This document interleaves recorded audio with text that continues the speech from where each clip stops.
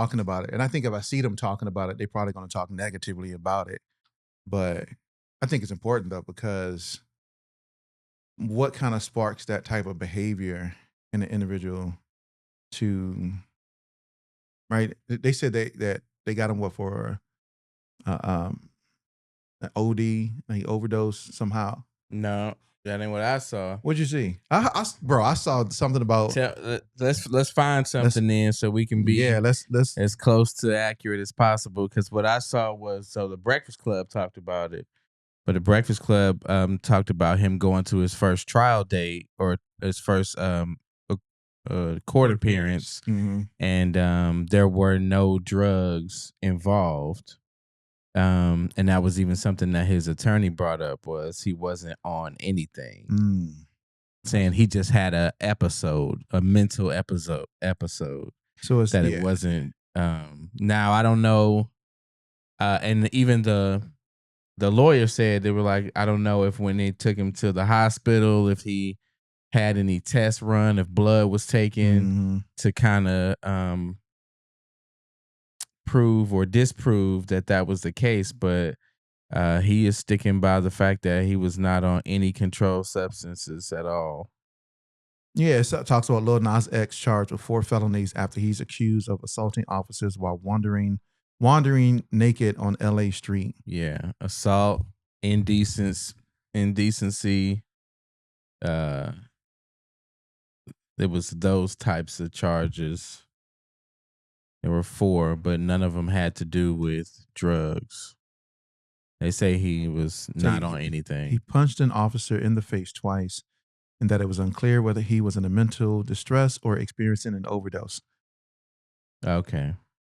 And he was taken to the hospital and accused of battery on a police officer. Court documents filed Monday in LA Superior Court show Hill faces 3 counts of battery on a police officer and 1 count of resisting arrest.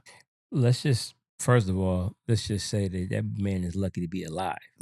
You punch a police officer in the face? In the face. And they didn't kill you? And we know exactly how a lot of them react when they see, a black man and they quote unquote fear for their life. Yeah. What? Yeah.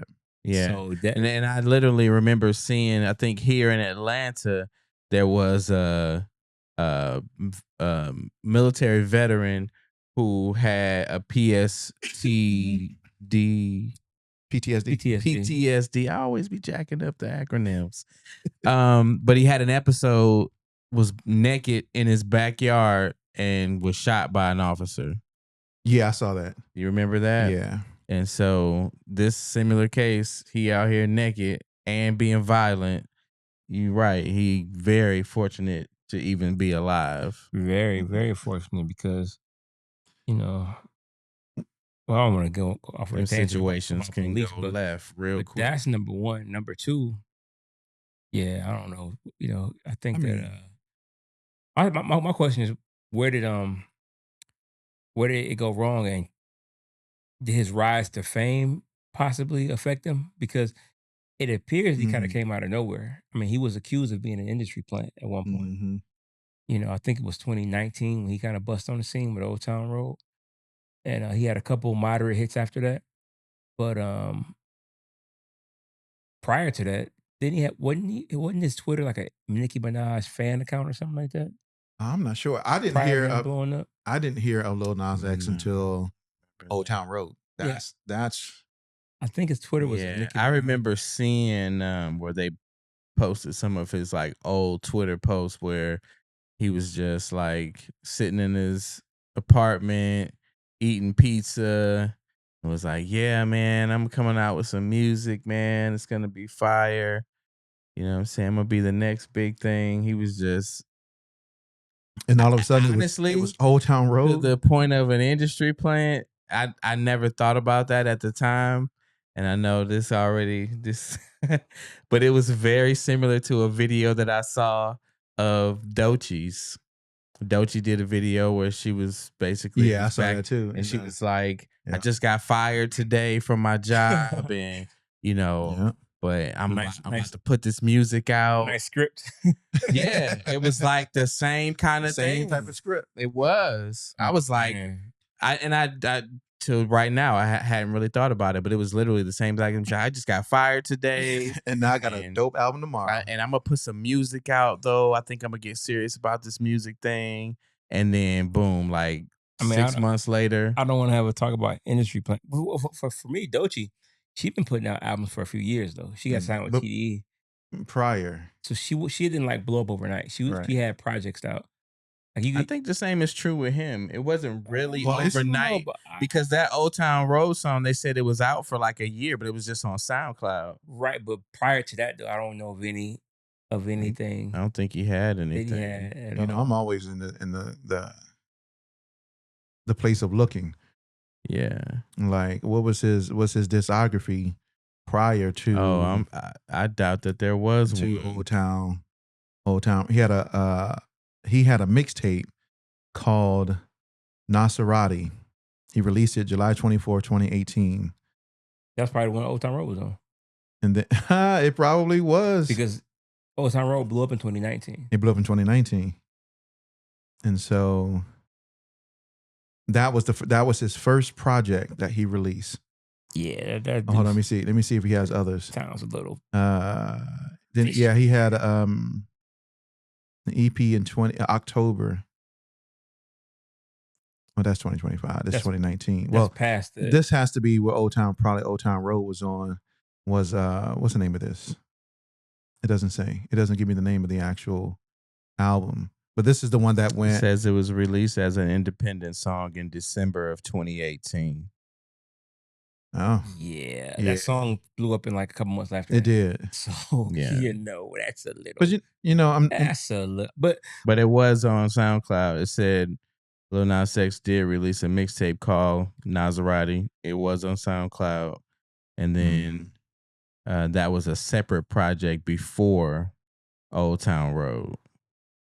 I guess my point is when you blow up that fast with no prior like roots, do they like eat you up and spit you out kind of thing? Like, was he used for everything he could be used? Because I think Old Town Road was like, if not the number one, the longest running number one song. Yeah, that's what he said. Ever, like in the history of Billboard, the longest running number one song. You know. Yep.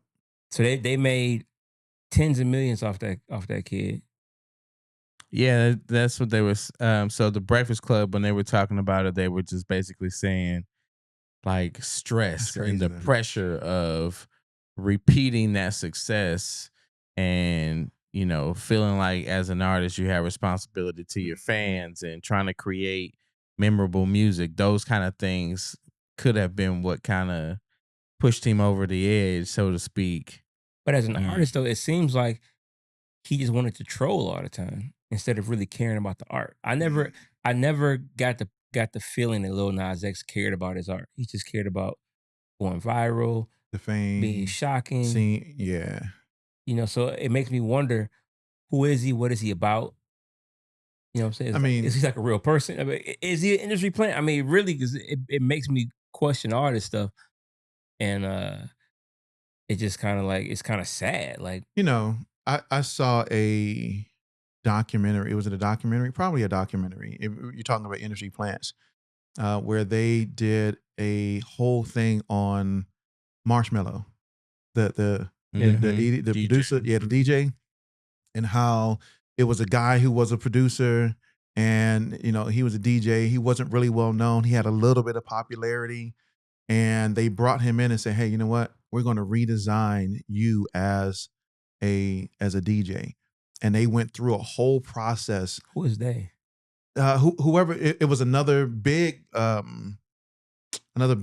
festival DJ, him and his group, because he was a part of their crew. And they end up turning him into Marshmello, this, you know, the dude with the white head with the black face thing, you know, not black face, but the X for the eyes. And they transformed him into this Marshmello. And Skrillex came in and was what's the right word? Creative consultant. Not a supporter. Executive producer. Not a supporter, but co-signer? Co-signer. bam.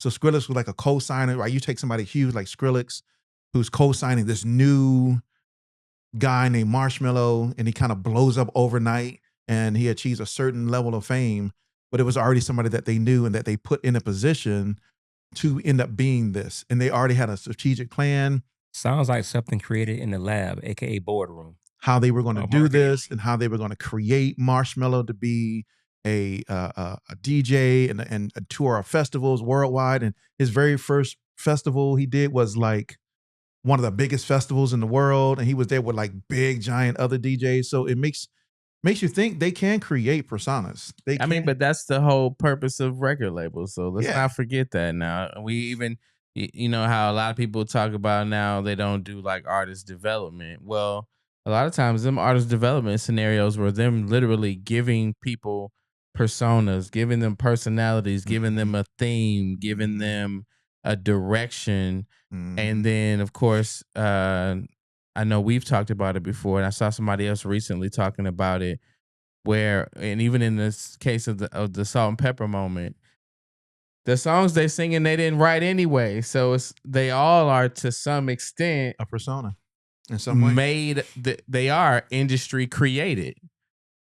Okay, you have a great voice. Now we're gonna take your great voice. I'm gonna have somebody else pick your clothes. I'm gonna have somebody else style your hair. I'm gonna have somebody else write your songs. So in essence, they really, I that guess used to be standard. It's not as much anymore.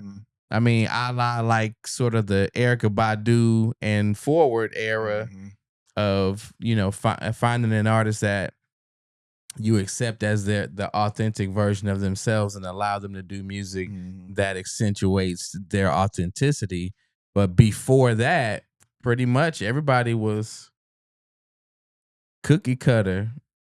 Yeah, I guess is there a difference between that and an industry plant? A person that they find and take and create. I guess it's kind of similar. They all industry plants, just some get bigger than others. Bigger and faster. And it's literally like, we just gonna throw a bunch of them out here, and the one that starts to go, then that's the one we'll really feed into. And then that's the one that ends up looking like an industry plan, because it's like, man, that came out of nowhere. No, it didn't really. But if I signed 5 acts, this act seemed like it had a little more of an edge or a little more of an audience. And so we put more of our resources into that. I mean, but they do that in every sense, right? I mean, you think about any rapper that's coming up, they bring in a co-signer to say, hey, you know, jump on this person's album, you know, have this person in your video. Yeah. Right. Or, I mean, we think about even early back in the day, even though nobody really knew who Snoop was already on deep cover with Dr. Dre in the very beginning. Like, yo, who's this guy? Which I love deep cover, by the way. It's a great song. Yeah, me too. Great song. And then after that, Snoop was on, I think, One More Thing, and then boom, all of a sudden, Doggy Style. You're like, wait.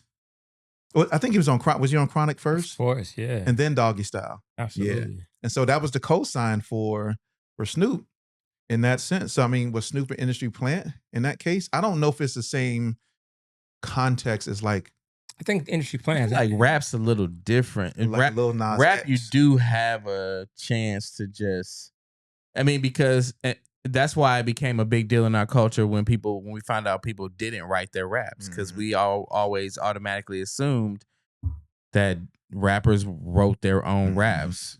They weren't created in that way. They were who they were, and the persona that they portrayed themselves to be was actually who they were.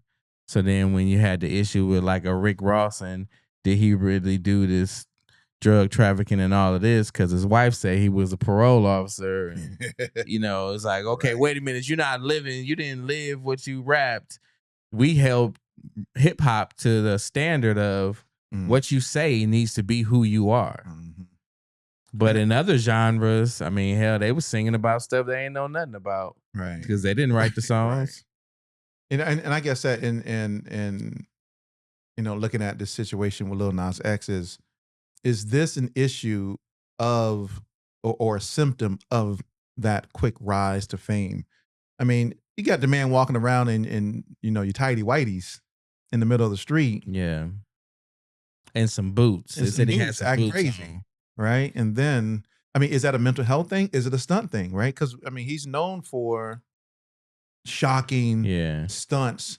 Is this something? I mean, does he have an album? That's why some people think it's a stunt because he wasn't. Right. He allegedly was not under the influence of anything. Was this a trolling scenario? So, like, there's a video, and in the video, he sees the person videoing him, and he's literally like walking the street and kind of performing to that person's phone camera for a second. Supposedly he's supposed to be He's supposed to be releasing an album in 2025. Some Jesse Smollett type of stuff called Dream Boy. Well, and again, they're saying that that's part of what took him over the edge was the pressure of trying to get that album together, it being the right kind of songs, and hey, you know, if he was looking to have that album submitted into Grammy nomination, it's too late now. He's got to wait an entire another year. I guess my question is he a real musician? Like, is he really care about his art, or is he just trying to go viral to make another hit song? You know, or is he just somebody that the label don't know what to do with? Because when I say industry plan, I mean something more sinister. Like, he doesn't really, they just put him there. They just put him there. It's not like an artist that's cares about what they're doing and really trying to be an artist. It's somebody they just put there, and we're going to make you this artist right here. And you're going to make these songs, and we're going to, and you know, we're going to make a lot of money, and you're going to make us a lot of money. And is he just kind of like somebody who doesn't know what he wants, who he is he having a crisis? Because that could bring about it. If you don't really want to be there. Do y'all watch Black Mirror? I love Black Mirror. I haven't seen the new episodes, but I do love Black Mirror, though. The one with Miley Cyrus in it? I forgot it. Is that in season 1? I think it's season 2. I haven't seen season 2 Haven't seen season 2. I've seen one episode. They're in like season 6 right now. They're like, y'all way behind. They're like, I'm like mad behind it. Yeah, that's crazy. They got like, and they all I watched every single episode of Black Mirror, but the one Miley Cyrus, I'm not gonna spoil it, but it speaks to that. It's a great episode about she's a singer, she's a pop singer in the episode. You know, she did a phenomenal job, but it just reminds me how like I think I may have seen that one. They're just gonna like push you out there. They're gonna push you out there and kind of make you do whatever they want you to do, with no regard for who you really are. You know what I'm saying? And I wonder, is this a Lil Nas X scenario? Right, it could be. Is that what's happening now with him? So I don't know, man. It's just concerning to me. Yeah. And if he is trolling, I'm just tired. If this is a troll, man, I'm gonna have to just. I mean, I don't believe in cancel culture, but I'm just kind of done with the kid. It's like, bro, like, cause I mean, at this point, you know, you got people watching you, kids following you. You know, it's like, bro, like, what are you doing, man? Yeah, he obviously need help in some kind of capacity. Yeah. So, well, you know, that last whole kind of single he had that had the whole devil vibe to it. I don't know that went over extremely well. I definitely don't think it did. And so, again, another weight on the scale of did he find his tipping point and was like, I'm out. Just I'm over it. I don't know, but I just think it's a good case study for the independent artist. You know, just to check it out. Because if we want to believe that Lil Nas X was a genuine independent artist who happened to blow up, this could be you. They could pluck you out of the say, you know, you're the one. We're gonna blow you. We're gonna blow you know. And how are you gonna handle that? You know? And do you really? Again, I never got the feeling that Lil Nas X actually cares about the art. So please, whatever you do, keep the art first. For sure. Know? I know you want the money. Some of y'all want the fame and the riches. That's cool. I'm not mad at that. But let's make the art a centerpiece. At least make it a priority. Even if it's not your top priority, make it a priority to where you really care about your art. Because I never got the feeling Lil Nas X actually care. He just want to blow up and go viral and make, you know. I mean, that is the tendency of a lot of people. They just want to go viral and get the bag, and you know, that's it. And sometimes they don't even really care about the art. The art is the vehicle they're using to get the bag. And it's like, I don't really care about this, but if I got to do this to get that, because I see other people doing it, then that's the medium. For me, as a fan of music, I despise that. Now, I don't want to cast judgments, but I guess I am judging. But I despise that. Yeah. Pretty strong judgment. Yeah, because you use. He's like, I mean, especially if you're a purist, right? When it comes to the music thing, it's like you're using. You gotta think about people like Ice Spice saying that she didn't really rap. Like she had like one rap song, and they heard it, and somebody heard it, somebody liked it, and so she kind of was like, "I'm still kind of learning how to record in the studio." Gotta tell her, don't ever say that out loud. Yeah, don't ever say that. Too late. Icy Spice. Oops. Yeah, that's the thing. But she let that cat out of the bag. Mm-hmm. But again, another one of those things where I don't know, labels. Think about, I think there's a weird dynamic about that whole thing. Kris Kross was not a group. Jermaine Dupri seen him in the mall, was like, y'all look like a group. I'm gonna make you a group. And Jermaine Dupri wrote their songs. As you were giving your explanation of a plant, that's the first thing I thought of sitting over here. I thought about that. Yeah. I hated Kris Kross as a kid too. Kris Kross didn't make you jump? No, I hated them because I was actually a rapper. Daddy didn't make you. I was actually a 12-year-old rapper who wrote my own, and I was jealous basically. Like, I'm a rapper at 12. I write my own, same age as Kris Kross. Yeah, I write my own songs. I'm dope, and these kids don't rap just at all. Happen to go to the mall one day with their clothes on backwards. Don't write their raps. So I was jealous. I was hating. They came to my high school, and I didn't even go in there to see them. Everybody went to go see them, and I did not go in there to go. Should have went in there and grabbed the mic and just dropped a high 16 of real bars and be like, and I wrote that. I was so jealous. I'm so jealous and mad. But I feel you. But like most haters though, I still bought the album. So I just didn't tell anybody. I listened to it in secret. Like I want to see what they did. So speaking of Jermaine Dupri, I don't know if that was a segue into the next topic. Smooth, but if it was, that was a smooth segue. I want to talk about this Jermaine Dupri clip that I saw, right? So let me give y'all some context of this whole clip. I got to give y'all context, right? So Jermaine Dupri was on the Joe Budden podcast. I don't know how long ago it was because I don't really keep up with. Oh, it had to be recent because Jermaine Dupri's been making his rounds. He's been making his rounds because of the Magic City. That's right. Which I watched. I watched the first 2 episodes of that. Yeah, which is of the Magic City, right? On Star. And so you gotta check it out. On here, he sparked the discussion around the lack of strong, positive musical role models for young audiences, especially age 12 to 17, while other global genres like K-pop are intentionally cultivating young icons with massive influence. The U.S. music industry seems more focused on viral moments than on developing young artists into meaningful figures. And I want to talk about that because in Jermaine Dupri's statement that he wrote, he was talking about his daughter, and he was talking about, she's of a certain age, and I forgot what age she is. And, he was talking about teenager. He was talking about in reference to these 12-year-olds to 17-year-olds looking and not having strong, positive musical role models that are helping develop them, to guide them, to pour into them, to mentor them, to coach them, to develop them. And then as he was talking about it, he was like, well, I can't do it because I'm in Magic City.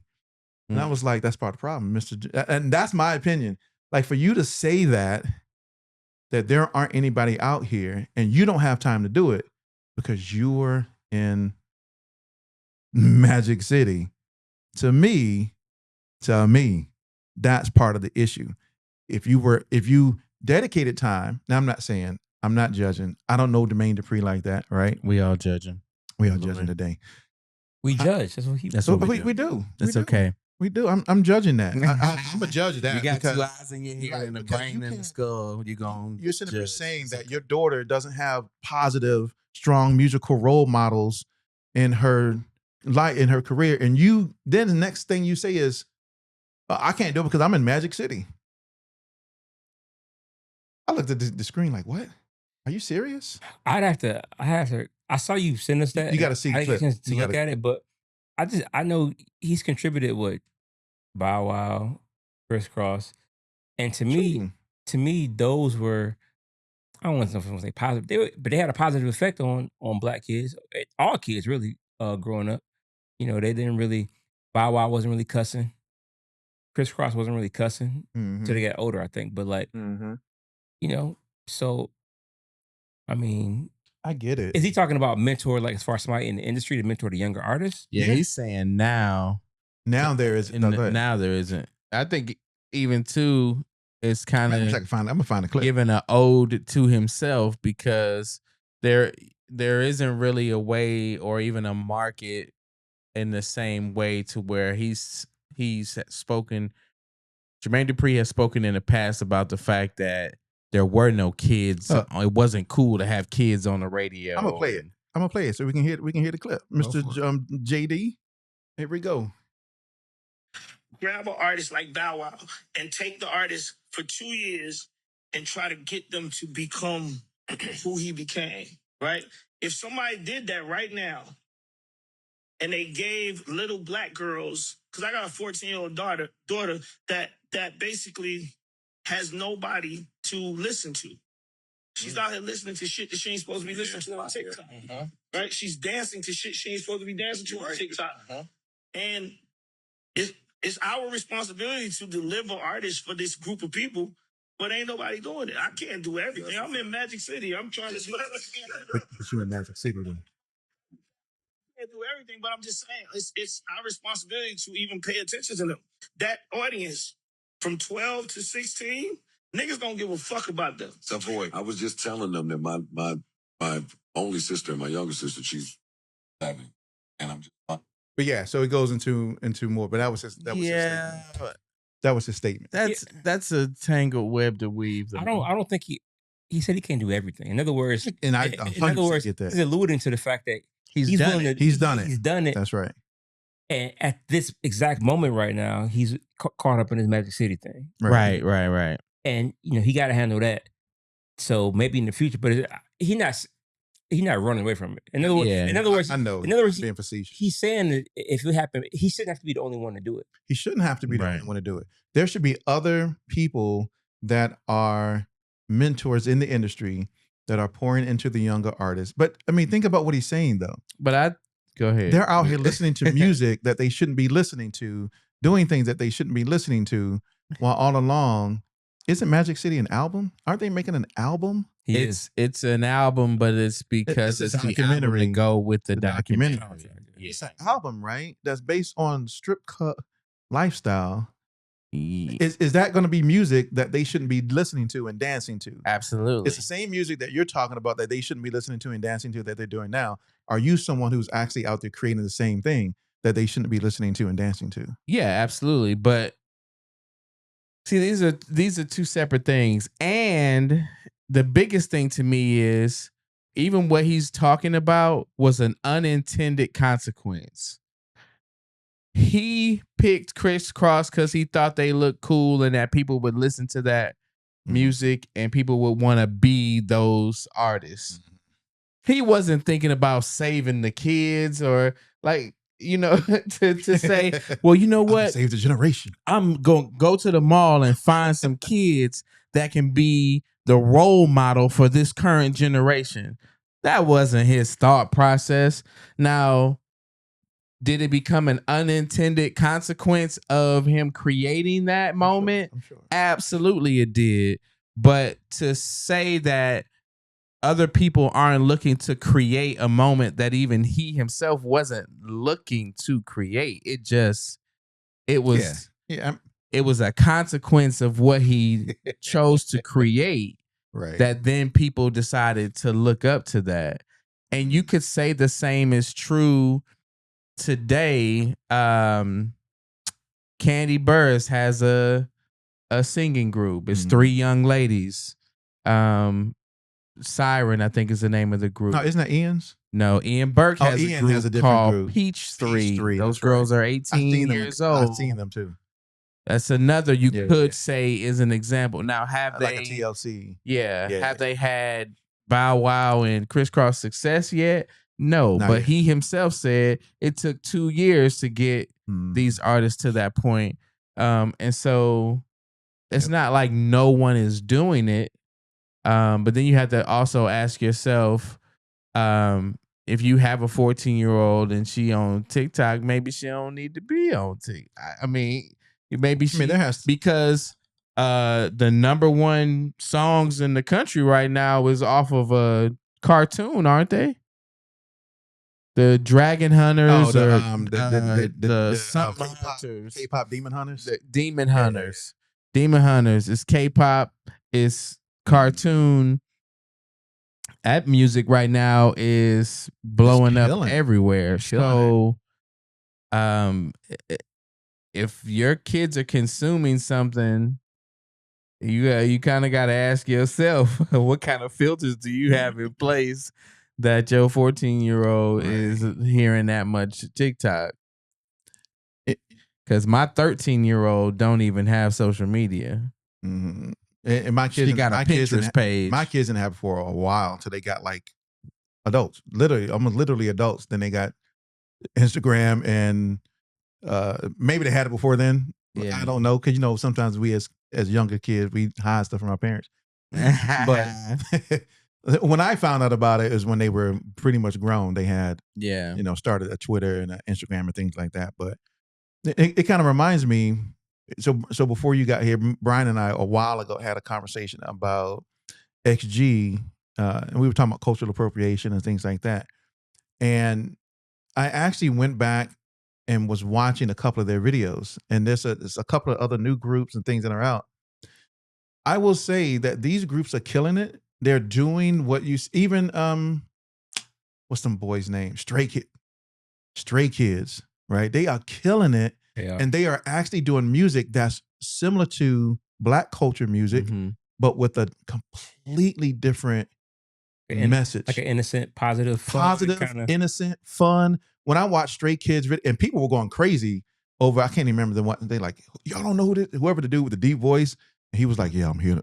What? And they was killing it. Everybody was like, oh, Felix. I think Felix. That's his name, right? Felix. But it was all positive. Nobody was shooting each other. Right. Nobody was selling drugs. No, they didn't have no girls in there shaking their booties. Right. They weren't talking about crazy stuff. And it was wholesome, but with the feeling of like hip hop music. Yeah. But it does make me wonder what type of filter, let me go back. I will also kind of say why I saw a video today of Meg Thee Stallion working on a song with a bunch of K-pop people. Because she's going a little bit into that direction. Yeah, because she loves anime. Because she loves anime. I love anime too, but she's done some K-pop stuff previously as well. And there's a lot of influence and power and money in K-pop. 100%. A lot of money in K-pop. But I just thought about it like, and I get it, B. He can't be the only one to do it. I 100% agree with that. But for me to say what he said, I was taken aback by that. Like, well, they shouldn't be listening to this, this type of music and dance to this type of music, but you're creating that same type of music and celebrating that same type of music that you're stating that they shouldn't be listening to. Right, but that's why I say, where's the filter in that? Because, that music is made, but it's made for a certain age demographic. Right. And I don't think he means the music shouldn't be made. I don't think he means it shouldn't be made at all. It's just that the kids who are that age shouldn't be listening to it. There should be some type of... what else do they have to listen to? To that point, no label has signed a kid other than Disney's label, or if Nickelodeon still has a label, nobody else is signing kids. Kids Bop is still hot. So maybe your kids need to be listening to that because they changed the lyrics to make them appropriate. Right. My daughter listened to Kids Bop all the way up until she was 12. So you know what's so crazy? You know what's so crazy? Went to the last Wind Down Wednesday. Mm-hmm. I was talking to someone, because I'm not going to name the person, but I was talking to someone, and they do radio. And they had just been put in charge of a brand new radio format, right? And the format... Southern Soul? Huh? Southern Soul? No, is it? No, it's... That's new, because this whole Southern Soul wave is taking over radio. Say it, what's it called? Southern Soul. No, it's called... That's that boots on the ground type. I can't remember what this individual said. And I'm not going to say whether it's this individual said... But it's like the Kid Bop's version of like hip hop and R&B music, and it's going to be played on those types of stations. But it's going to be hip hop and soul music, but kind of filtered down, the watered down version. Yeah, Yeah. She was like, what? And it was like, yeah, that's what it's about to. I mean, we need that. For the longest time, like with my daughter, we listened to pop music more so than we listened to R&B music. When she was younger, and the only true I love all genres of music, so it was fine for me. But the one reason why, I'm saying all genres, twisted metal. I wrote two bluegrass songs last year. Oh yeah, come on now. Banjo? Yeah, banjo, but literally in the studio. Literally.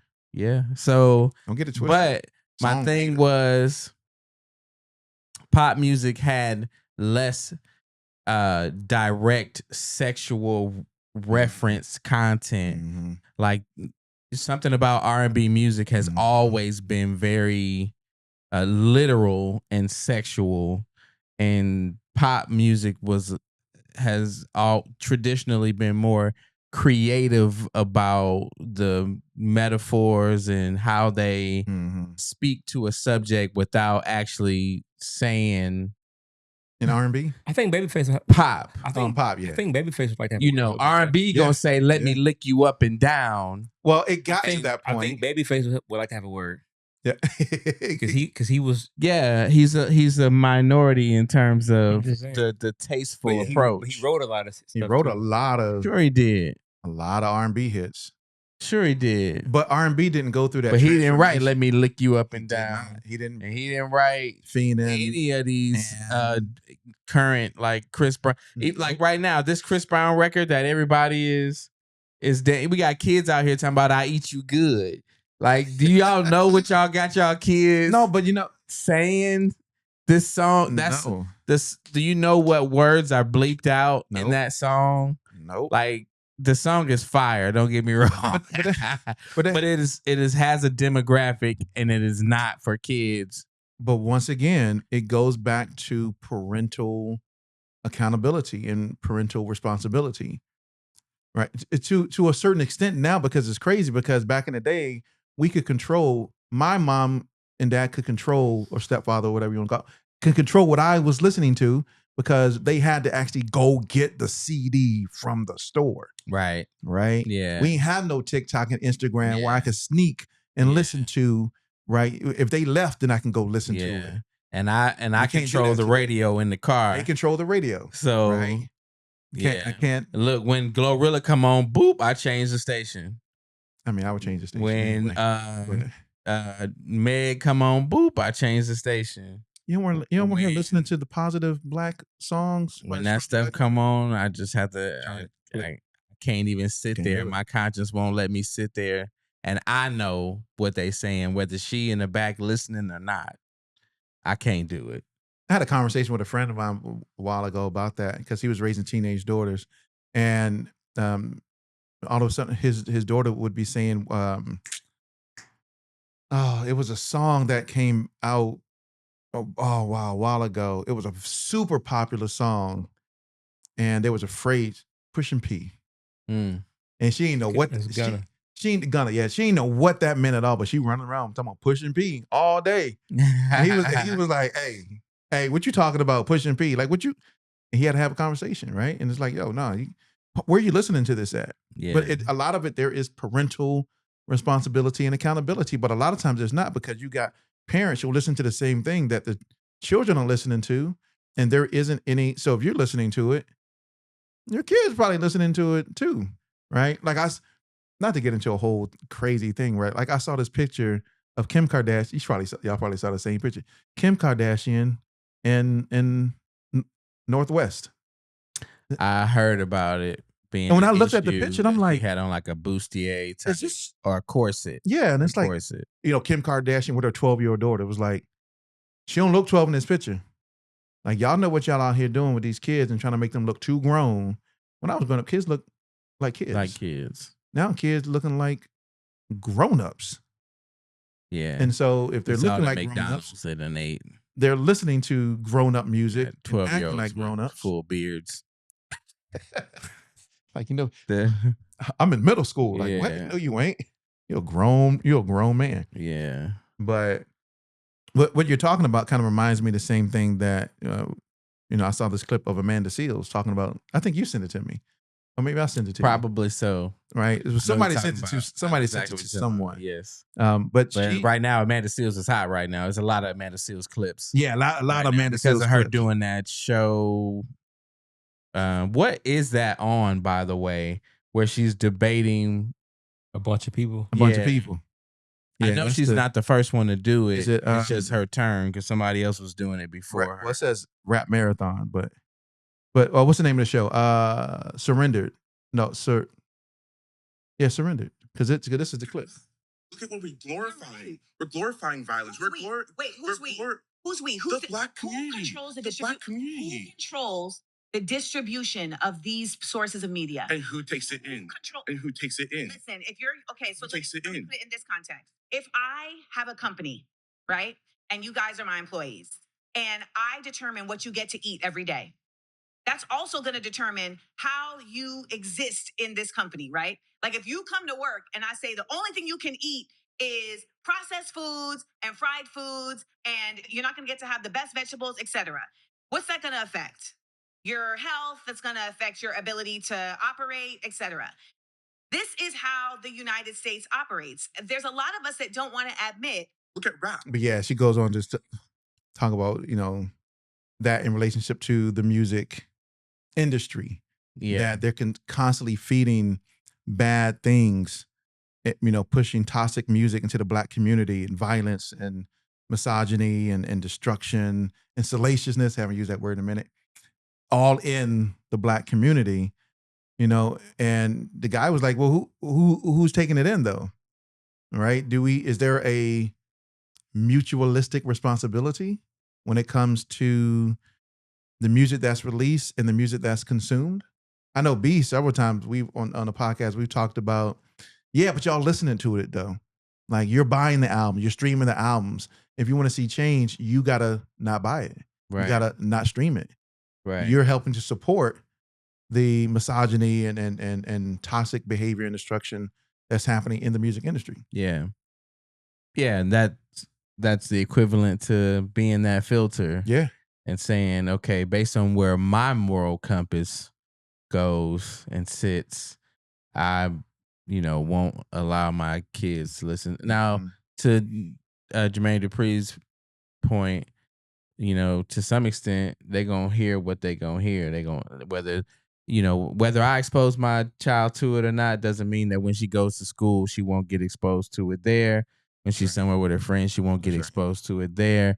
But then when they're exposed to it, they know the difference. See, you only know that you eating processed corn if you've had fresh corn. Mm-hmm. You only know when you're listening to something that's inappropriate if you've listened to something that is appropriate. And so when you feed them the good sources, then they innately gain the ability to discern the difference between one and the other. Now they're going to decide which one is good and which one is bad because they might be more entertained by the Glorilla than they are by the Kids Bop. In the case of, from one kid to the next, how they respond to that is going to vary, right? Like a lot of the kids who started out in the church but really wanted to do R&B.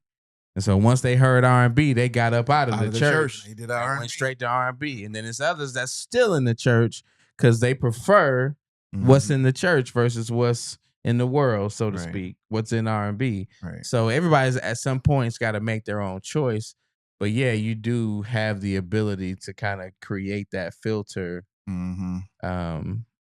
for the listener. Yeah, I mean, nothing. And we don't have,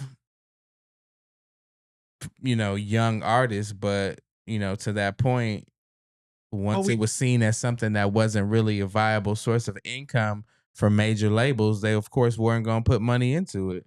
Well, we do have young artists, but those young artists are emulating behavior that they see in the streets and social media and carrying it over into the music. But think about it. There's a huge divide. We got some kids that's making music, right? Like a Van Van's making music. T.I.'s daughter, Eris, she's making music. That's like for kids. But think about the Bow Wow age. Think about the Kris Kross age. That age range, there's nothing there. He's not wrong. Right? But there's just nothing there. It's just nothing there. And so to Amanda Seale's point is, if that's all there is and that's all they're consuming, then that's all they will be. Well, from this perspective of Amanda Seales, it's the industry in its totality that's pushing. And when I say the industry, I mean it's the labels that's supposedly pushing toxic behavior into the communities and on the radio, on the internet, and pushing it. But there's also, once again, I'm going to go back to personal accountability, parental accountability. Yeah. Because as a parent, now you can't control what happens when your kid is out of the house, right? My mom couldn't control me doing what I was doing when I'm outside of the house. And then all of a sudden, she gets a knock on the door and it's me with 2 police officers. And she's like, what the heck happened? And she's like, yo, we caught him doing X. Right. But because the way your mom allegedly doing X, raised you, you knew that there was a difference between right and wrong. True. Now, which side of that you chose was up to you, but you knew that's right that there was a difference. That's right. Because I had that parental accountability. Mom was like, you're not going to go out there and listen to this and do this and blah, blah, blah. Like, I mean, because my mom was old school. So we were raised in that type of environment. But today, we got parents and kids listening to the same music. We got parents and kids dressing the same. We got parents and kids acting the same. You got parents and kids doing the Chris Brown dance and going to They're doing it together on TikTok. On TikTok. How you love that? Do you know like what he's saying in this song? No. And the parents do. So good, but the parents do, and the kids don't. And the kids are being influenced by it. The parents trying to play ignorant too. And the parents trying to play ignorant, and they figure out it's just music. It's just music. Or a lot of parents out here say, "Well, I'd rather for them to be exposed to it around me than anybody else, around somebody else." That's a cop.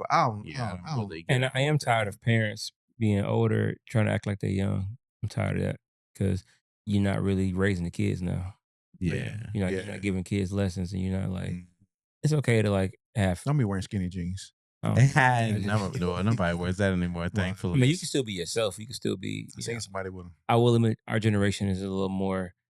I don't want to say hip, but we grew up on hip hop, so we transcended. You grew up on hip hop, so it's like transcend. Our parents didn't. So we're not gonna be like all old and stiff, but at the same time, we are gonna be our age though. So we don't have to, try to be accepted by the younger generation. It should be a little bit of friction, a healthy friction there when it comes to certain things because they're supposed to learn from us. And of course, you got to bump your head a little bit to learn, but we got to stop trying to like appease the young people.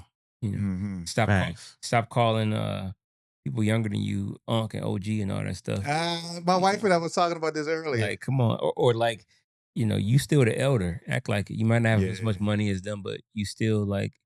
They don't look to you for that. They look to you for wisdom and advice and morality and how you supposed to be more mature, more wise. And that's what when somebody and so my wife and I was actually before we got to here today, that's what we were talking about. Because I saw the clip with Raekwon, not Raekwon, Ghostface. Yeah, he was talking the whole pause thing. That was hilarious. Supreme too is a pretty dope album too, by the way. I heard it already. Supreme. I like it better than Raekwon. Pretty dope album. Oh, I did. I did what I'm guilty of. What I said, don't do. I kind of took a jab at Raekwon album to a big up Ghostface album. I was wrong. Hold on. Was it a super dope? Was it a dope? You didn't say super dope, right? I don't know. I think pretty dope. Yeah. Okay, it was a pretty dope album. I mean, it exceeded. Again, not to try to take a jab Because I heard Raekwon album was cool, so I'm thinking like it's gonna be on par. Mm-hmm. I was like, oh, okay, all right. See what you're Then doing. you heard it goes, and you're like, oh, it's better than. And to me, I thought they were good. I thought they were. Nah, not to me. I'm gonna give Ghost a little. Ghost, not to segue into something crazy different. Ghost did have one song in his mug that sounded like, y'all seen the video of the dude who's rapping to like the Disney, not the Disney song, the do do do do do do do do do do do. Y'all seen this? Yes. Making my way downtown, walking around. Like, so Ghost has a song that's almost similar to that on Supreme Clientele too. Yeah. I was like, as soon as I heard that, I was like, I was with it though. That's what that reminded me of. I was with it. But I was with it though. I was like, with it, man. Shout out to Ghostface. I appreciated that song. But anyway, so my wife and I were talking about it. I heard a clip earlier in that same segment where Fat Joe was talking about he had a birthday party and the younger kids, they were calling him Unk, and they were like, welcome to the unction.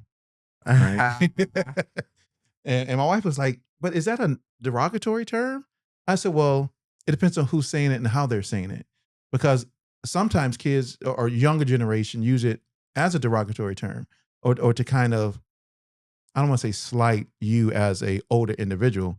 No, I think when they call you old head, it's because young people call us old heads. That's when they call you old head, and they be calling you Unk. I think people still say old heads. No. Oh yeah, they do. It's a term. They still say. Oh, yeah, I thought that was an old term. No, it's a new reiteration of it. Now when they say old head, they're talking about old people in a derogatory way. Are you an old head? Oh, you're an old head. Like, you know what you're talking. You're an old head. It's definitely. That seems like It's a current term and it's derogatory. It seems to be the same way in the way that they were using it in that fashion. This generation is so loose. I feel like Unk basically replaced Sir. Kinda, yeah, kinda.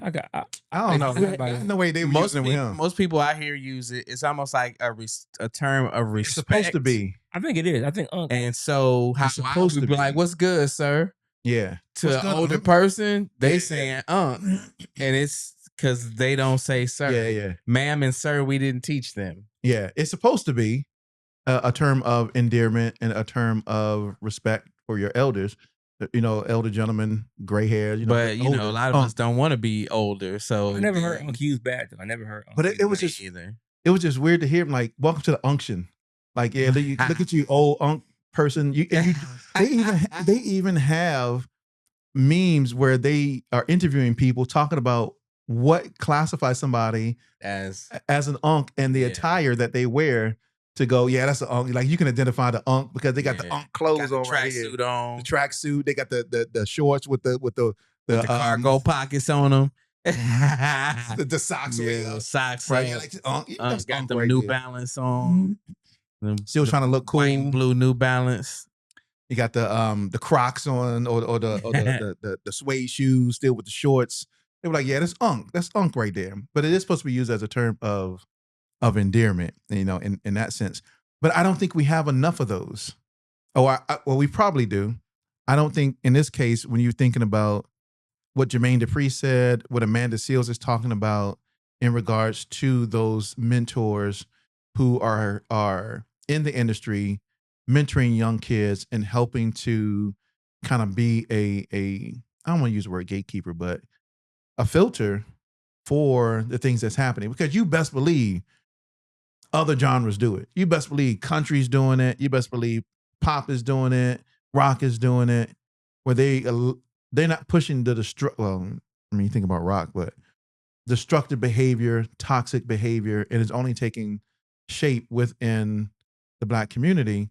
One, because we had this conversation that if you're rapping about it, you should be living it. And we have the expectation, as you said earlier, that we should be doing that. So we talking about out here, what's the wiping the...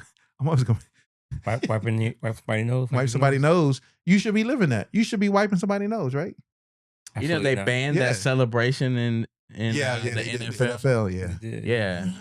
Because of that. Because somebody on Cleveland Browns actually got unsportsmanlike conduct penalty last week for doing the nose wipe. Yeah, because what it signifies. But that's like, remember Chris Webber? They banned the throat thing. Remember Chris Webber used to do that? And they banned that back in the day. Yeah, you can't. And then they banned the choke thing, like Reggie Miller. They did? doing the choke. They banned it? They banned that too? They No. banned, They trying to ban that everything. was taunting. It ended up because What's name? Steph was doing it. What's name did it? The dude from Indiana. And what you call it? He did it. The dude from Indiana, Reggie Miller. No. Mm. Oh, you saying? Oh, Recently in the and playoffs he got in New York. Something. Halliburton. Yeah, he got a tech for that. He did? Halliburton, when he did the choke thing, he got a tech for the choke thing, and he was doing this I got big balls thing, and he got fined for that. He got fined like $25,000 for doing this. Really? But and when he did this, the game was over because he hit a game-winning shot, and they be like, yeah. and they was like, you know- give us $25K. Dang. But do you, and I know this ain't, in a situation like that, but do you think that sometimes they do it knowing that there's going to be a fine and they're okay with paying it as long as they can still do? Like, I got 25,000. Some of them. I'm going to do it. And then, okay, I'll give you a little Some of bread. them. I think some of them just forget that they just so used to doing certain stuff, especially like in the gym or in practice, and then they forget where they at. What kind? Who said it about your wardrobe? Was that Kanye? Oh no, it was 50 Cent. Take me to court. I'll buy your wardrobe. I think that's what he said, right? Didn't it 50 Cent say that? Oh no. It sounds Yeah. In the club. Or I See- thought it was that. see, you now I still gotta have look. love for me song. I gotta go look up. That's what I lyrics. thought it was. You down To- and out with to- still Nah, have it- love for me. nah. It wasn't in that song. Mm-mm-mm-mm. Oh. It was in the club. It had to be. And he said, tell me something. I'm a millionaire, baby. He said, "Watch the top, Who the hell cares?" Todd," and then got Wow. put on the best. You talking about I rappers. get money? Yeah, I get money. Yeah. I get money. Yeah, that's what it is. I can't even type. But it is an I get money. Yeah, appreciate that, B. That was a But, hard beat. That was a hard That beat, bro. was insane. That beat was, and it was very simple. And it was that beat went. You know what I crazy. heard yesterday, and I was like, "Yo, this beat is crazy." The Shawty Low, they know. That beat was crazy. It's a good. It was only like an It's a Atlanta good classic. time in America.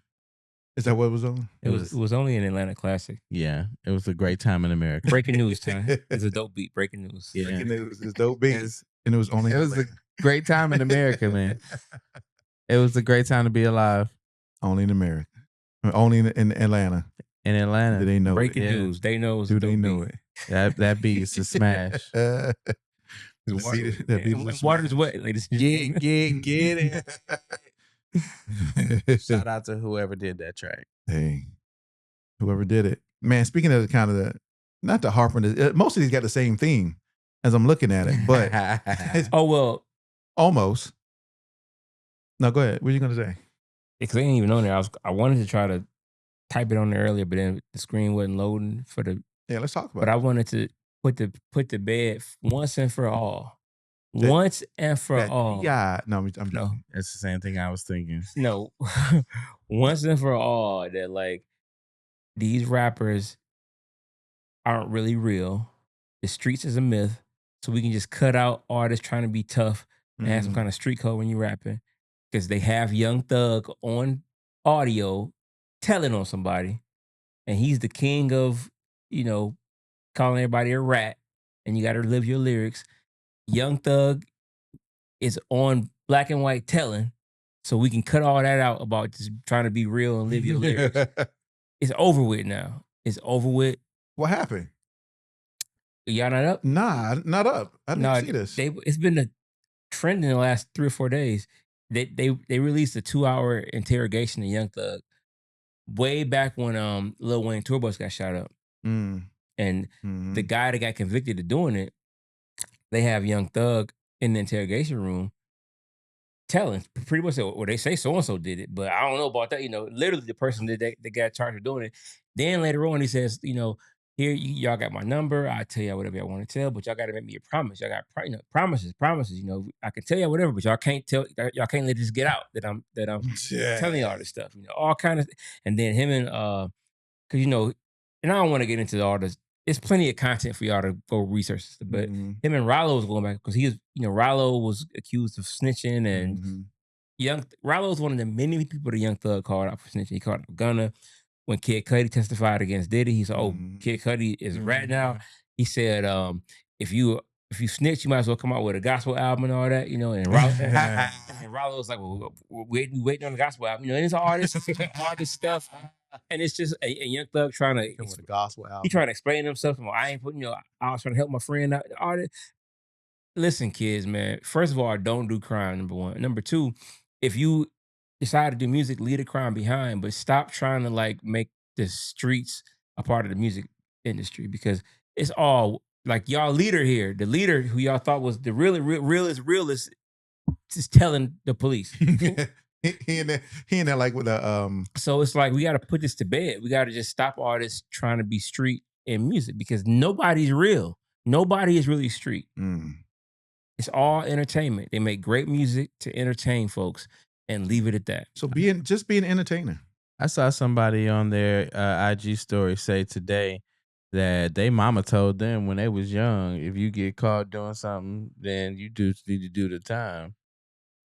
He said his mama told him that. Well, that should be a general code in general, though. Like if you're man, but basically she's saying by yourself. Ain't no snitching. Well, that's what he was saying. Oh, okay, ain't no snitching. Mama said, you doing the time. Hey, you got caught, you go down. You don't take nobody with you. Yeah, if you're man, I was like, your mama. If you're man or woman enough to do whatever, like, you shouldn't be doing wrong, all right, y'all. But if you're man or woman enough to do wrong, be man or woman enough to face the consequences. That's right. And not try to pull anybody down to save yourself. And face the consequences. I just think that we hold these rappers to a standard, or so-and-so a snitch, so-and-so. It's all entertainment. They just making good music. If we just left it at that, then that would be... It should be left at that. Be different, right? But you're right. A lot of people are bringing this lifestyle of being in the street to the music. Yeah, I mean, right? it's two guys that are on record for literally rapping the play-by-play of how they shot their friends from the back seat. Right. some kid just recently, I don't know if it was in Florida or wherever it was. There's one in Florida. He just got killed. He just got killed. Was the one who went to jail and did the whole. Some kid just was killed because of that. Yeah, Wayne Melly was the one who gave the play-by-play. That boy gave the whole narrative. I mean, I don't know. I think we all knew that T Grizzy made his story up, kind of. Wham Spin the Ben. A 25-year-old rapper from South Florida, was tragically killed in a fatal shootout.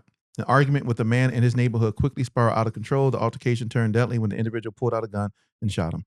Friends rushed him to the hospital, but were unable to save his life. Another rapper gone too soon. It's like, but when you look at the picture, you can see what he's living that lifestyle, right? Or at least he's portraying that he's living that lifestyle. We just got him a little Pooh Shiesty on, Our standard attire out here. I mean, we gotta remove all. We gotta take that out there. I mean, is that a uniform of being from the streets? Apparently, that's the current uniform. Then remove it. I saw a video of a dude wearing it in Georgia, and the cop was like, "Yo, that's a misdemeanor." He said, "You can't be wearing that." It is, I heard that was I jumped on a MARTA a few months ago, and I wear the Pooh Shiesty because it smells often on there, and I don't want to be rude. I bet it does. Put a mask on, so I just wear the whole thing. Oh, so you can't wear that. Getting on this train. Yeah, Pooh Shiesties is that's illegal. Yeah. My man said it was a misdemeanor. So I took it off and I put it on once he walked away. I don't know the smell of that stuff, but yeah.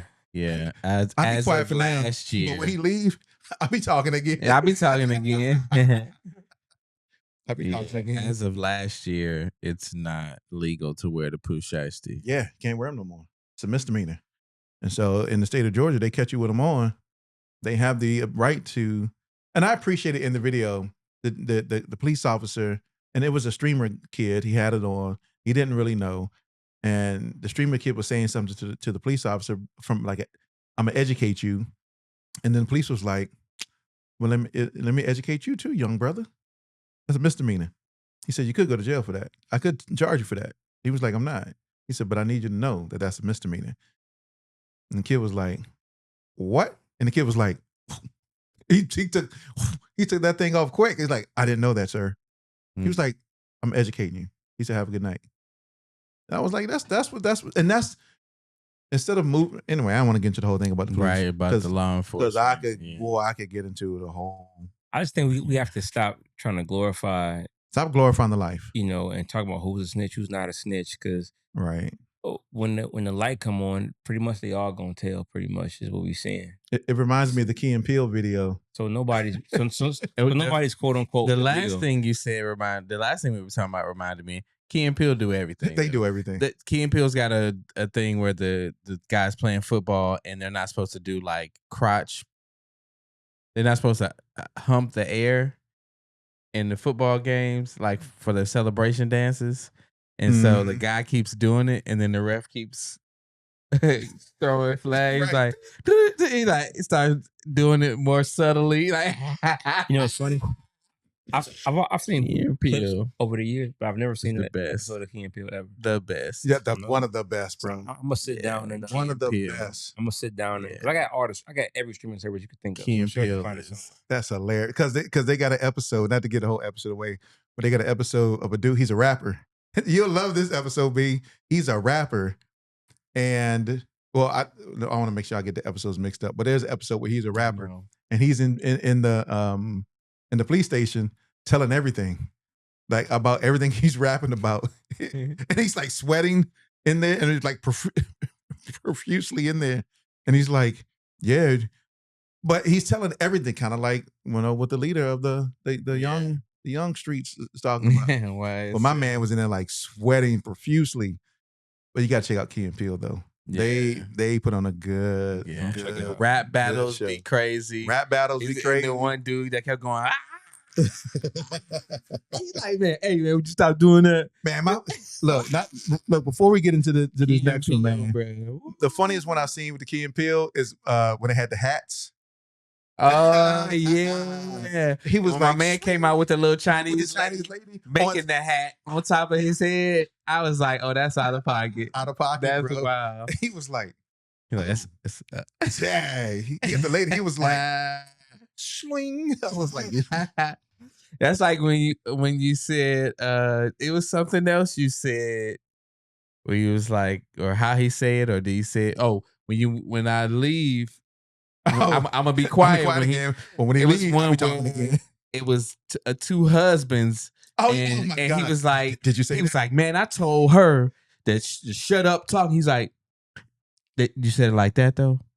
You said it out loud? No, but did she heard you?" They were looking around. Yeah, they were like, he was like, "Man," he said, "Man, I told her." Check it out. He's like, no, but you said that though? They had to go to the basement. You said that? They look around. He look around. Next thing you know, they like sitting on top of the roof. He like, they on the moon. Man, I told her. They're in space. Anywhere they could go to be as far away from their women as possible when they told that next line. That's funny. Bro, you got to check out Key and Peele. He was like, but no, you told her like that though? You said it. She was like, she heard you. She was awake. You said that? Yeah. She said. He's like, man, I laid it out. I laid it out. I looked her right in her optical scans. I looked right into her orbital lobes. Orbital lobes. I said that. And I said, you said that? You said that? You said that? No, but you said it like that. You said it like that? Bro, you got to. That mug is hilarious. Yeah, that's one of the best. Hilarious. But you know what's not hilarious though? Drake's store being vandalized though. Yo, did you see the clip? I did. Yeah. I mean, for all the Drake haters out there, you know. I feel like okay, first did you see the clip? Give him the rundown first. Oh my gosh. Just tell him what happened. So look, so the whole clip, but hold up, B ain't seen the clip yet. Hold up, B, you gotta see this clip, bro. Look, pass it over to B right there.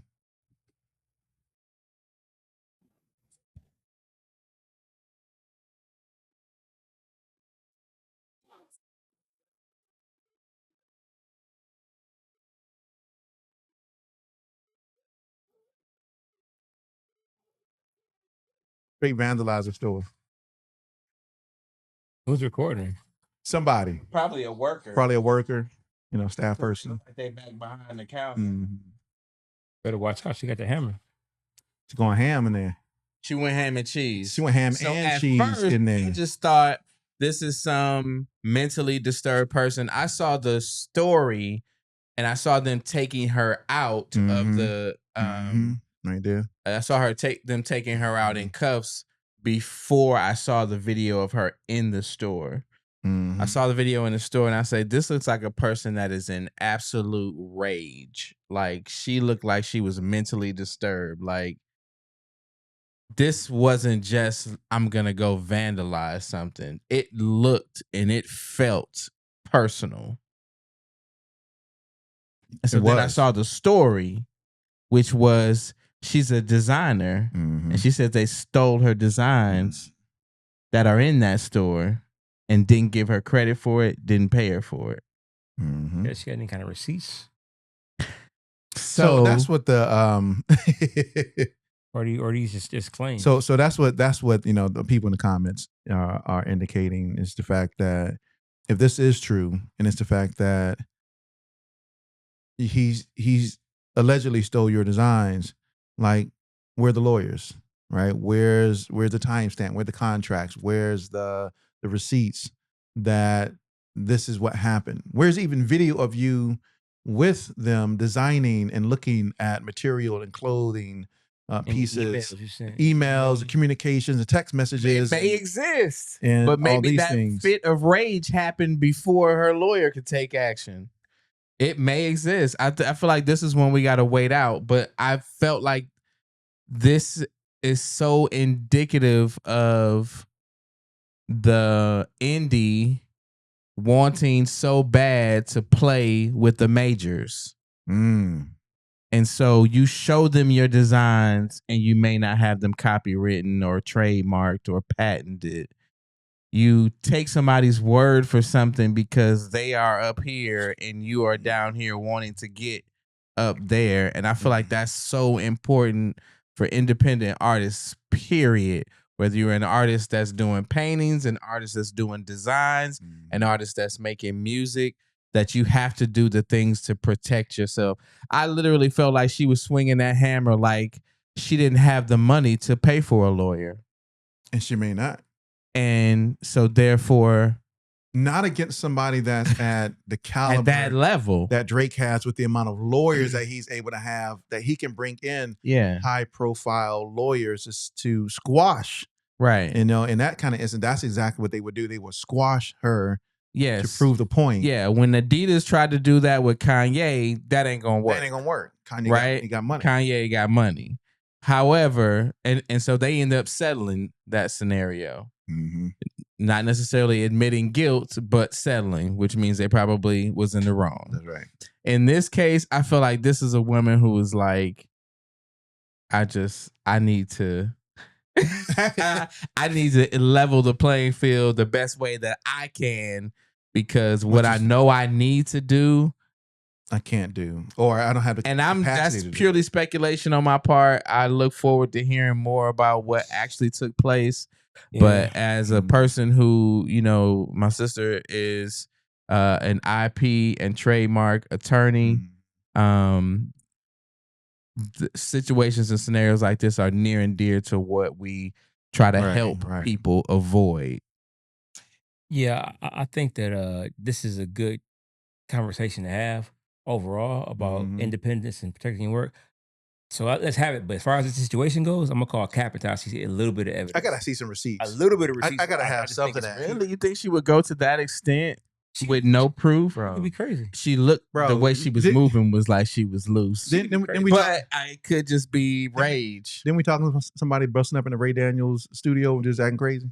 Yeah, they was acting crazy over something else. Hey, that'll make you lose your mind too, apparently. But I don't know about that. I don't think I want to know about that. I don't think I want to know. But I'm gonna call Cap on. I'm gonna call total Cap on that. You gotta see receipts. Cap. You gotta show evidence. You think so? I think so.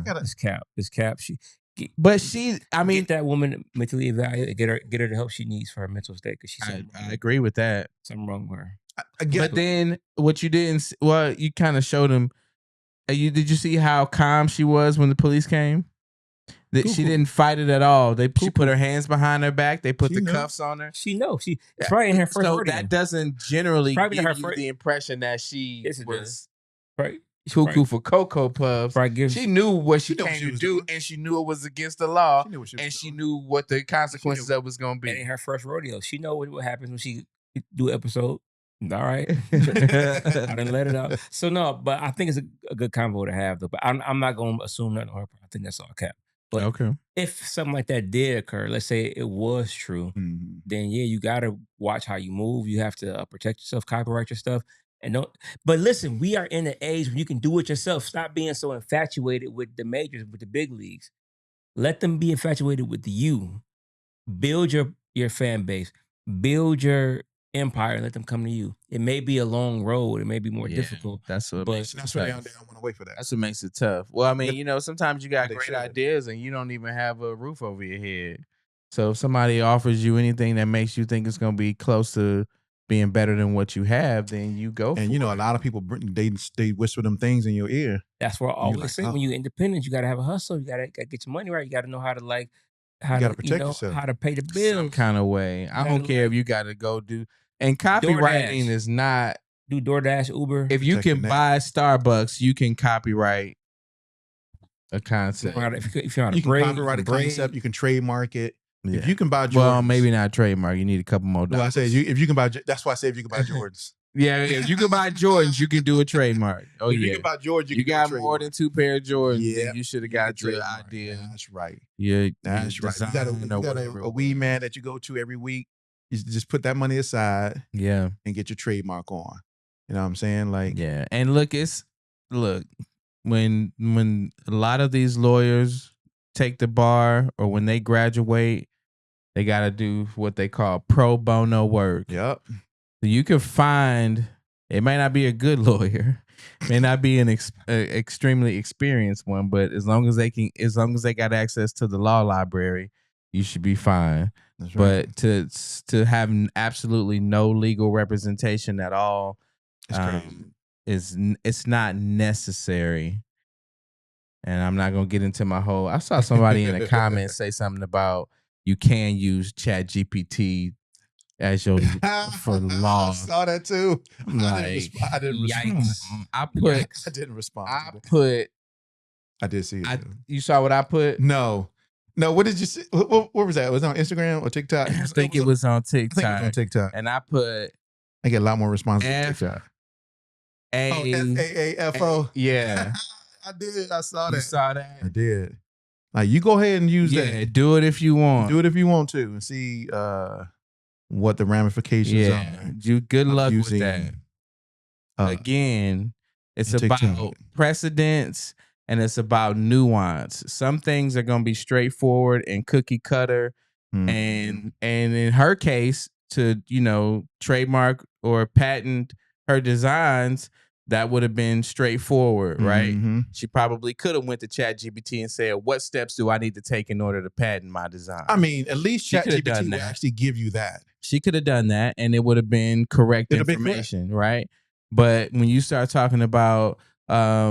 for example, a sync licensing contract for one person versus a sync licensing contract for a publishing company that 3 people who wrote a song are signed under, them documents need to look different. Yeah, if you just say, I need a sync licensing contract to ChatGPT, they're going to give you what you asked for. But if your prompt does not include the nuance, what was it? F-A-A...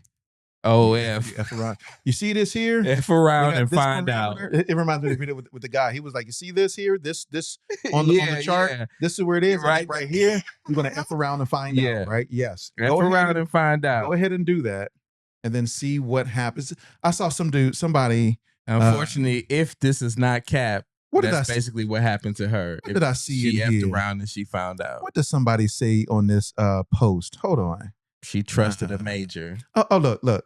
It shouldn't happen. This dude right here said one way to prove something is your idea, design, etc. You send a self-addressed letter to yourself. You can sign it copyright and do not open the letter. If there comes a time when you need to do, you do it. The date and timestamp will prove it was your idea. We get it. Poor man's copyright, right? We get it. Sometimes it doesn't always hold up. But we get it. You can do that. You can do it, but it is a thing. Yeah. And you do have that thing. Yeah. It's better than having nothing. But there is nothing that says that is like a binding, legal,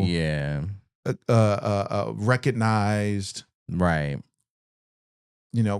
Whether it's a trademark concept or whatever, right? Recognized proof, because you never registered it with something. Like, you can afford a copyright, you can afford a trademark. If you are a music creator, you can afford a copyright, and if you have multiple songs. That's what I tell. Like, did y'all know that y'all can copyright multiple? Bunch. Bulk. You can do one. You can do bulk copyrights. Bulk. They allow you to bulk them, right? And to upload them right there. Yeah, you could pay one fee price for for a certain number of copyrights. I think it's like there's an additional fee once you get to like 10 or something like that. But I forgot what the number is. Paying the additional fee at that number is still cheaper than doing them individually. And so if you have an album, then you can copyright literally all of the written songs. Okay, at 20. That's 3 albums. Right, exactly. The way that the music is today, that's 3 albums. Yeah. You can do 3 albums for one price. And that price is not an exorbitant price. And it's just not. I'm telling you, if you can go out and buy some Jordans, you can afford it. To copyright 10 songs is $85. There you go. If the songs are published, the cost can vary, but it could be $65 for a single or a little bit more, right? But it's cheap. You're going to spend $85 somewhere. I guarantee it. No. On Temu, they're gonna catch you. You're gonna spend it somewhere. Something on Temu. So do that. All right. Go ahead and spend that money where it really needs to be spent. But the thing is, how do you, and this is how you protect yourself.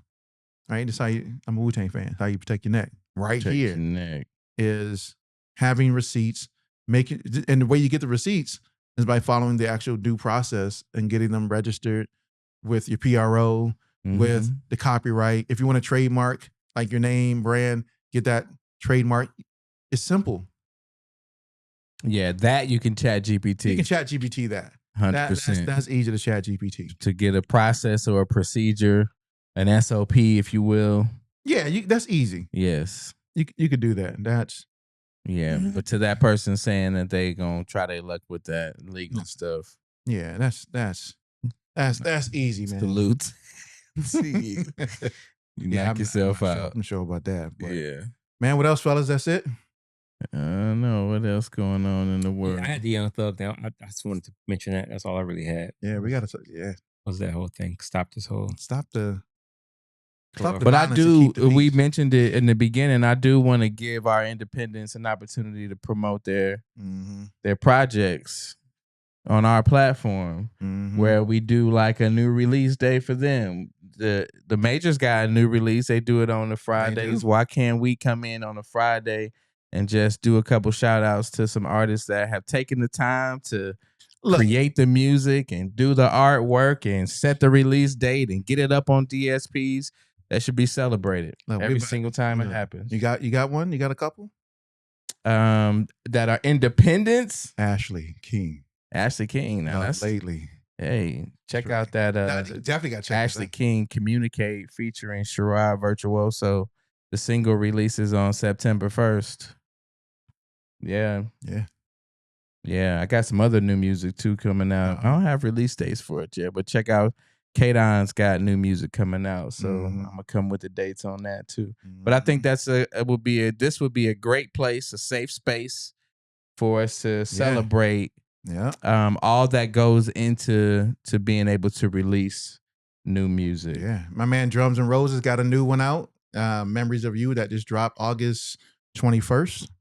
Make sure y'all check that out as well. But I think that's good though. I think we should be able to do that because I think independents need a platform where they can, hey, who's talking about my music? Because the majors aren't going to do it. Right. The big and if we're supporting each other as indies, then there you go. I'm trying to think of what Cliché's name is. Cliché Thomas. She's got new music dropping too. My man Travis Hall got a new project that's about to come out and that's about to drop soon. They His just dropped a new video today. And so, or was it yesterday? But they dropped a new video to one of the singles on the track.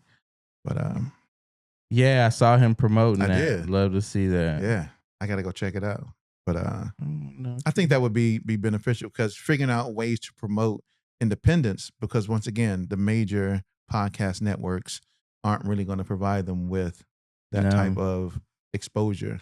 And they have, even like the Breakfast Club, they have a reporter now. She comes in on Fridays, and it may not necessarily be. That's not Rosa, is it? No, okay, no, it's another girl. Yeah. She comes in and she brings like maybe 4 or 5 songs that have come out recently that she likes, and she's like introducing people to those artists or to those songs. Nice. And if they're doing it on those platforms, why are we not doing it on this level? 100%. Yeah. 100%. Makes good sense. Makes nothing but good sense.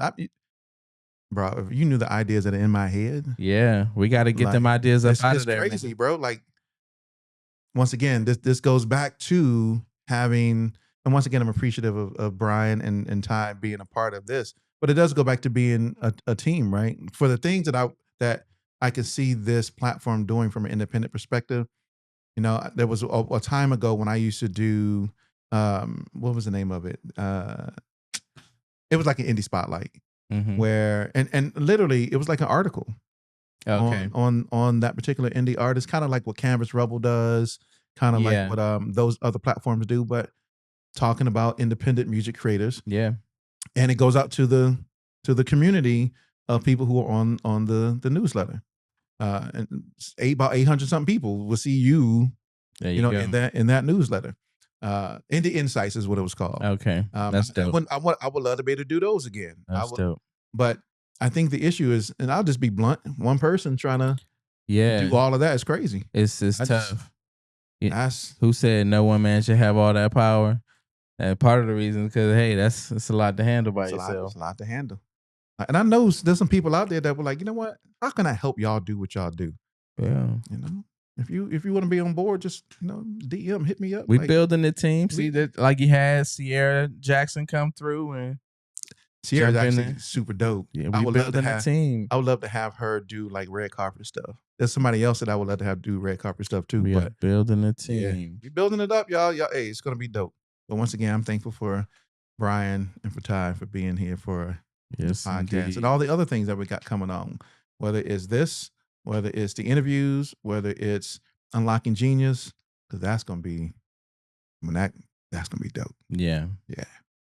First episode was awesome. With Ashley King. It's gonna keep getting better, but that one was check it out. Amazing. Yep. But we out. That's it for the night, ladies and gentlemen. Deuces. Peace. Look,